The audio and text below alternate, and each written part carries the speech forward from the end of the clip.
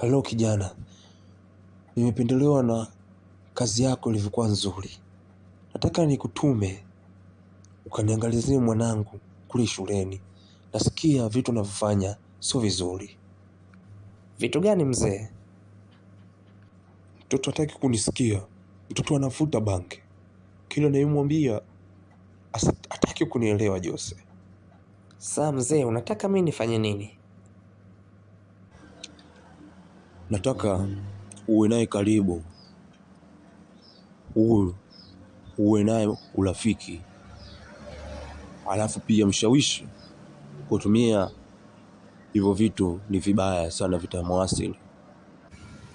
Sawa mzee, usijali. Nitajitahidi kufanya hivyo. Nitafurahi sana kusikia hivyo. Jitahidi umbadilishe. Maana wewe ni mwanaume na yule mwanaume amshinde kitu. Sawa mzee. Basi mimi ndio nikuache. Nina safari kidogo mara moja. Tutaongea vizuri. Nimefurahi hivyo kusikia. Nimefurahi sana. Haya sawa. Oya.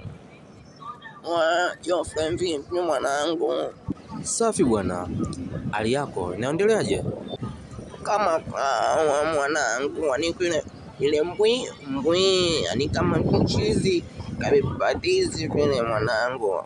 Ani mwanangu, mwana, bora nilipokuona mwanangu. Nipate hata ile mwanangu kuitia poa, yani sielewi mwanangu. Mambo yenyewe yamezunguka, yamekuwa medele. Menda kukama huku na mjamaa mmoja kaniletea umele tu hapo sina hata 10. Nataka nikusaidie. Utaka kuna huu uteja. Uteja umekutawala. Wewe ni rafiki yangu. Kwa hiyo sitopenda kuona ukiwa hivyo. Acha mambo yako kuiba. Baba yako ana hela, ana gari, ana majumba. Shida nini? Mwana.